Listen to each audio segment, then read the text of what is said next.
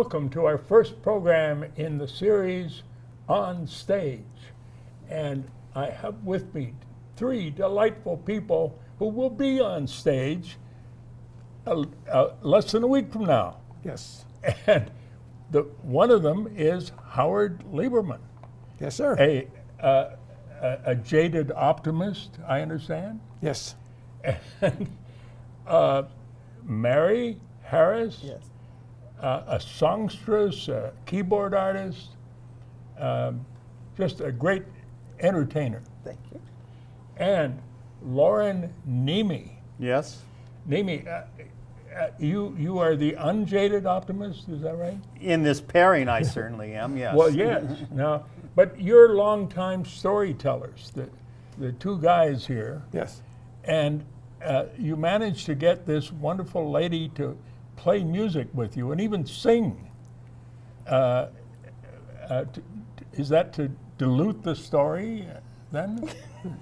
No, the story required the passion and the talent that Mary brings to the show. Thank Well, you. good. But let's identify the story. The story is 1967. It's our Minnesota Fringe show, which is playing at the Arena Theater. And that's in Rarig Center. It's isn't in it? Rarig Center on the West Bank. Yep. And 1967 is a show that Howard and I did originally a decade ago, also for the Minnesota Fringe. It was very well received, critically well acclaimed, and we decided that it needed to come back.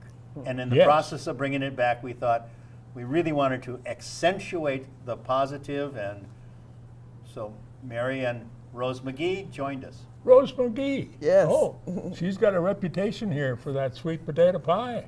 Also Golden Valley Citizen of the Year. Yes. Yes. Oh, that'll be delightful. I want to catch that show at least once. At least. At least. At least.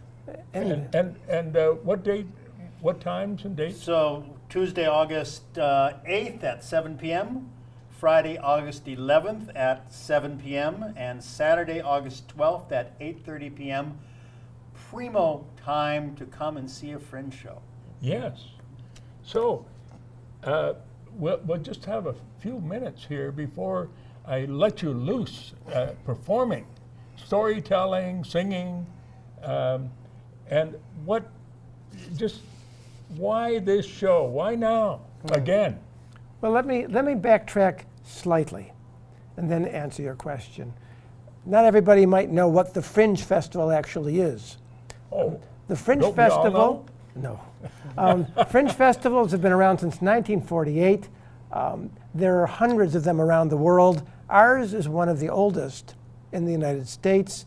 It's 10 days of unjuried, uncensored performance art.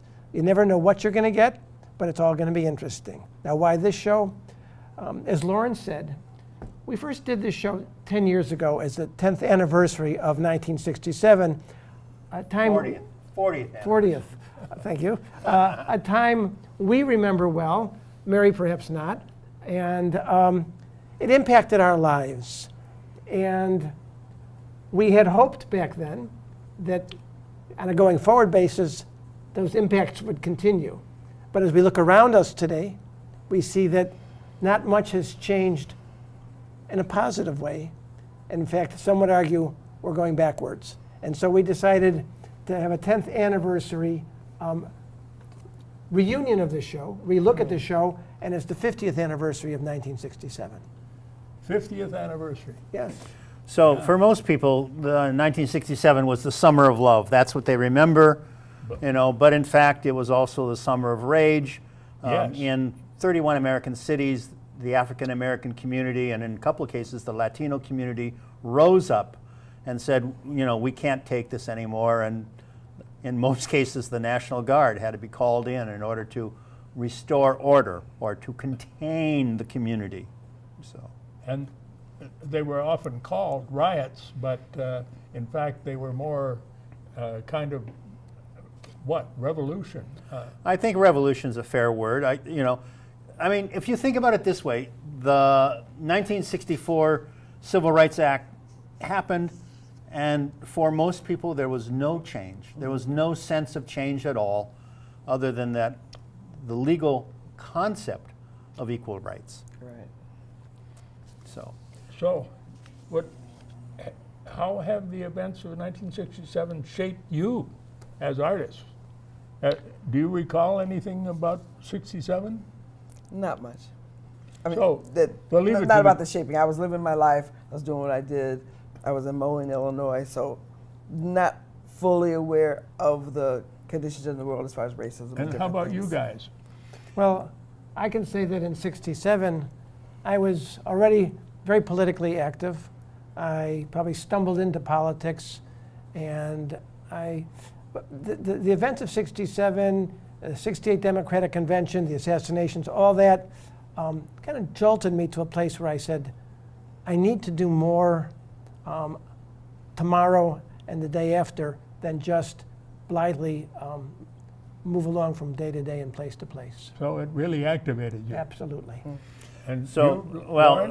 in 1967, I actually was trained by the Saul Alinsky folks in Chicago and began anti-war organizing, but by the summer of 1967, with the race issue rising up, I basically spent much of my life since then working with communities of color, immigrant communities, around politics and around advocacy issues. So, Well, great. It sounds like it really had a positive impact. And you came to work together when? I don't remember the date, but long ago, long enough now, long- at least 10 years. at least 10 years. We were both involved in a slam, I guess it was, a political slam, and we both thought we were far better than some of the younger people. Who, But they won. but they won. They would. They won because the younger performers appealed to the drunken Judges. judges, whereas we That's took it. important. We took it a little more seriously and became best friends pretty much right then and there. Well, are all your shows political? Well, I'm a person who believes everything is political. And my shows are shows, and we don't always perform together, but my shows aren't usually overtly political. I tend to use sex and humor to open up an audience and sort of slip the political message in when they're not looking. That must be pretty artful. Well, we have a show. We we have a certainly show called 55 Minutes of Sex, Drugs, and Audience Participation that we've done all over the country, and that has earned rave reviews and sold out almost every show we've done. And the idea is, life is complex. It is. There's pluses and minuses in everything we do, and in life it's important to understand that and to always look for the positive, although I'm a jaded optimist and don't always find the positive. So, I mean, and also an answer to that question, I mean, every show we do political? And the reality is that it is political in the sense that good stories, good history, good human experience gives you an opportunity to look at political issues not in a polemic kind of way, Right. but in a way in terms of how do people feel, how do people act, what is the result of decisions people make in the day-to-day. One of the things that Howard and I have discovered when we do 55 minutes is that there's an entire generation of people who do know nothing about the 60s. Right? Probably two generations of people. Well, I think it's time to tell us, what are you going to do with the keyboard and this wonderful songstress? Well, our show is an hour-long show, as are all Fringe shows, 55 minutes actually. And we're going to do a little snippet from it. Mary's going to do music that will be in the show. And Loren and I will do two short pieces that will also be part of the show. So you're going to actually get a sneak preview of what we're going to be doing on stage. Well, we're looking forward to it. That's Thank our you. way. Let's go at it. Thank you. All right.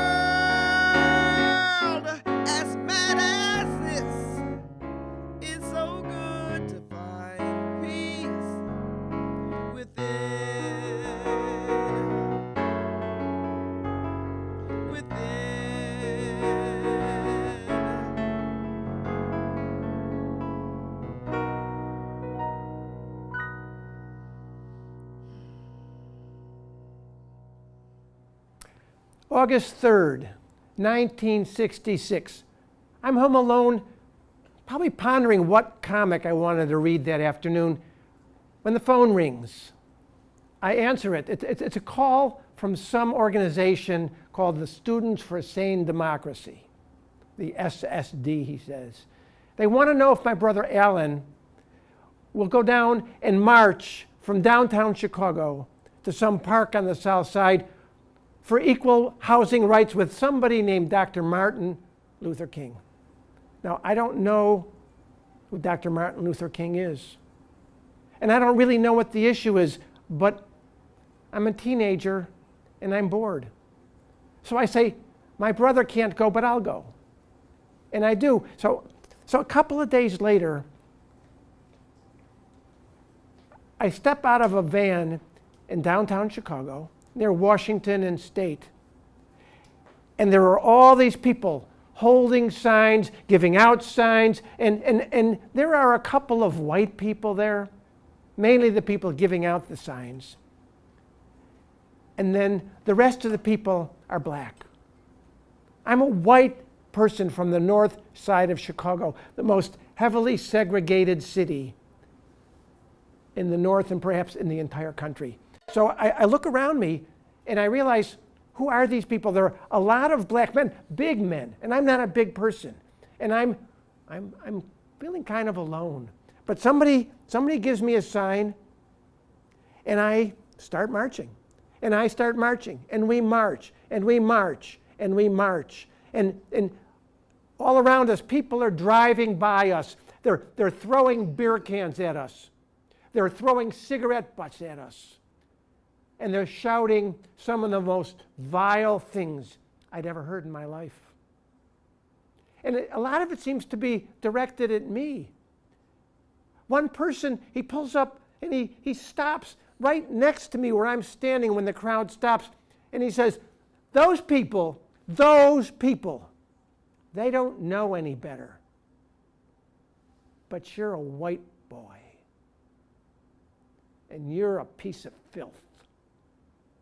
So we keep marching, and we're marching, and we get to this park. And there are people all around, and then suddenly this big car pulls through the crowd. And the people part like the Red Sea when Moses parted the sea, and this very distinguished man steps out to engage the crowd. And I assume that this is Dr. King, but I don't know, because I don't know who Dr. King is. And the next thing I know, people are screaming, and Dr. King is holding his head. Somebody threw a brick or something at Dr. King, and he's bleeding, and suddenly police are moving in. People are shoving us back and forth, yelling invective, throwing beer cans, and I panic. I'm not a hero.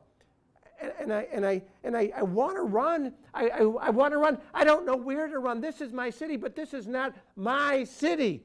This is the South Side. I'm a North Side person. I'm a white boy in a crowd of black people, and I'm lost, and I'm panicked. And then one more car comes up, and I see the look in this man's eyes as he stares me down. Pure hatred. Pure hatred. Because I'm marching with the colored people, he says. And then someone shoves me and pushes me in a direction where other people are going. And I hear people screaming, we need to get Dr. King out of here. We need to get Dr. King out of here. It's not safe. It's not safe. Let's go, let's go. And I'm sitting here thinking, where do I go? And who is Dr. Martin Luther King? July 19th, 1967. I'm living on Nicollet Island. I'm going to the University of Minnesota. It's Minneapolis, but not quite the Minneapolis that we see now. Along Hennepin Avenue, there are storefronts, 2-story, 3-story, 4-story brick buildings, commercial on the first floor, housing, low-cost housing by the night, by the week, by the month up above. It's evening, and I come out and I head over towards the river. I'm going to take a look there at, well, there's something to catch my attention. There's something very particular. As I look across the river at the Great Northern Depot, that's where the Federal Reserve Bank building is now. As I look at the Great Northern Depot, what I see beyond it is smoke.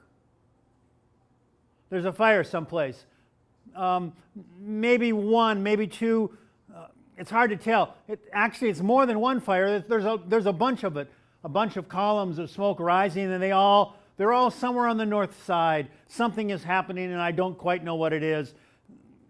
So I don't pay much attention. I go back to my business, figure I'll catch it on the news. July 19th, 1967. The news is that there's been a riot, or there is a riot, or there's an uprising, or there's a revolution, call it what you will, but there are crowds raging along Plymouth Avenue on the north side. They are burning and they are looting, and the police are arresting, and no one is quite sure why, no one is quite sure how long it's going to last. The next morning, as I'm about to go to the University of Minnesota to go to class, I walk out of where I live.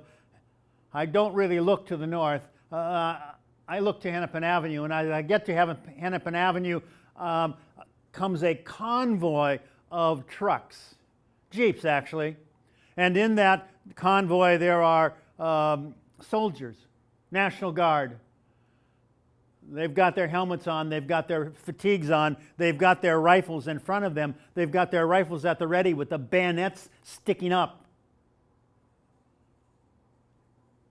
One truck after another crossing Hennepin Avenue, crossing the bridge, going through downtown, up to the north side. I look at them. They're about the same age as I am. I look them in the eyes, and what I can see is fear. I can see their fear. Here are these guys on their way to contain the outrage. Here are these guys who are going to keep the city safe. Here I am going to school. I have a deferment. What isn't clear to, well, maybe it is clear to them, but it's certainly clear to me is that these young guys my age who are now going to the north side will soon be going to Nam. And the people they are trying to contain, the young men who are full of anger and full of regret and full of wondering of what the hell happened, how did it all go wrong, the ones who said, wait a minute, who owns the buildings, who makes the policies, who makes the promises and never has anything that follows. There's never a new housing, there's never new jobs, there's never new anything. Those very same men that they are going to contain will join them. They'll all be in Nam at that point, at some point. And you wonder, what will change? What can change? July 20th, 1967. You could say Black Lives mattered then, but we did not pay any attention. We did not learn the lesson. And here we are. Hey, I feel good. Da-da-da-da-da-da. I knew that I would. Da-da-da-da-da-da. I feel good. Da-da-da-da-da-da.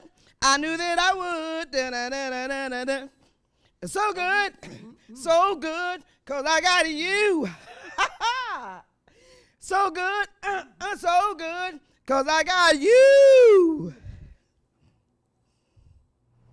Well, that was really fun to hear you storytelling and singing and playing and dancing. Yes, yes, yes. So, What else do we need to know in order to about this show? 1967 Minnesota Fringe. If you go to the Minnesota Fringe website, you can find all the information about the show there, as well as the other shows that are offered. And that's fringefestival.org. Yeah, Minnesota Fringe. No. Fringe Fringefestival.org. Right. And That's the website. if they're seeing it after the Fringe Festival of 2017, what should they do if they want to have a performance of this at their charitable organization? That is a great question. Contact us. Contact Loren, Mary, or Howard. We're all on Facebook. We're all on Facebook, Yeah. and Bill knows how to reach all of us. Good. And it would be We'll our be happy honor. to talk about when and where. And they're right here in the Twin Cities, Yes. Yep. Yes. Yes. able to help out some of the groups that education really. Right. And we'll travel nationally, internationally. Yeah. Good. Yes. Definitely want people to come and see the show, have a good time. It's thought-provoking. It's also Oh, fun. they will have a good time. Let that's for sure. me reemphasize what Mary said. It's fun. It's not polemic. Yes. You'll come and you'll laugh and you'll cry and you'll sing and you'll have a great time. Well, thank you. Our pleasure. That's a guarantee, Howard. That's a guarantee. Yes, it is. All right. Guaranteed, baby. Guaranteed. All right. Thank you. Thank you. Thank you. Oh, this is going to be fun. Yes, it will.